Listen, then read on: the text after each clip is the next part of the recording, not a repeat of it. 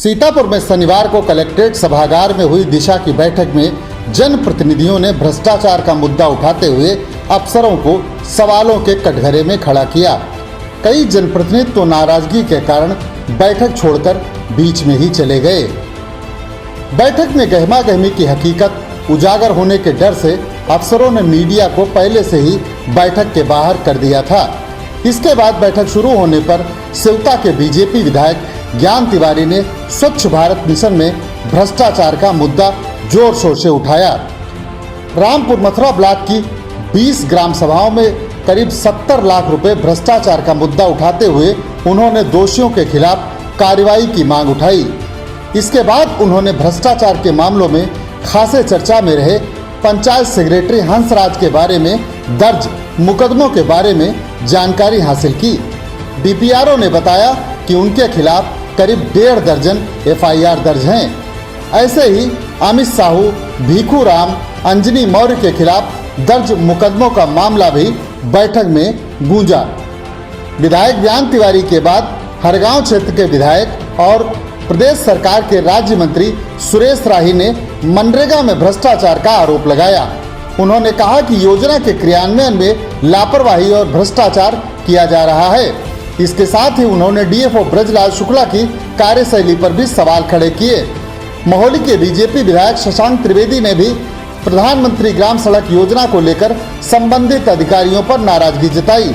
सेवता विधायक ज्ञान तिवारी से यूवी टीवी के सब एडिटर सुनील गुप्ता ने जब फोन पर बात की तो उन्होंने बताया कि यहाँ के कुछ अधिकारी योगी सरकार की जीरो टॉलरेंस की नीति की धज्जियां उड़ा रहे हैं। ग्राम प्रधानों को झांसे में रखकर मोदी जी की सर्वोच्च प्राथमिकता वाली ओडीएफ में भारी भ्रष्टाचार किया जा रहा है। संबंधित अधिकारी और कर्मचारी अपने रिश्तेदारों या करीबियों की फर्म पर पैसा ट्रांसफर कर रहे हैं, जिसको लेकर हमने विधानसभा में भी सवाल उठाया था, जिसमें लीपापोती की जा रही है। यही सब मेरी नाराजगी की वजह थी।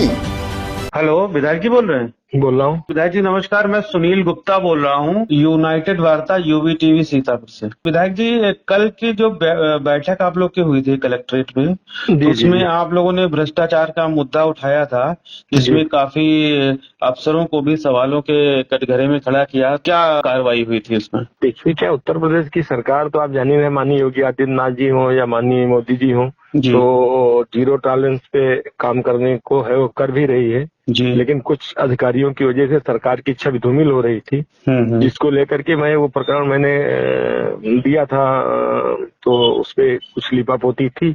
अच्छा, हाँ, माननीय डिप्टी सीएम आए थे तो उस बैठक में भी दिया। फिर उसके बाद करीब 5 सेक्रेटरी ऐसे हैं और 4 सेक्रेटरी और एक डीओ पंचायत बनाम सेक्रेटरी। ग्राम सभा निधि 6 होती है। हाँ। जो ओडीएफ को लिए मोदी जी की ड्रीम प्रोजेक्ट है, ओडीएफ शौचालय बनाने का। जी। करोड़ों रुपया खाते में आया था।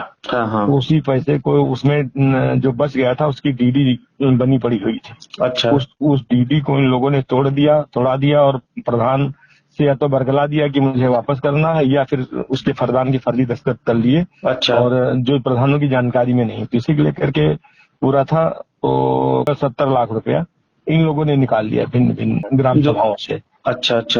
तो उसी को लेकर के था।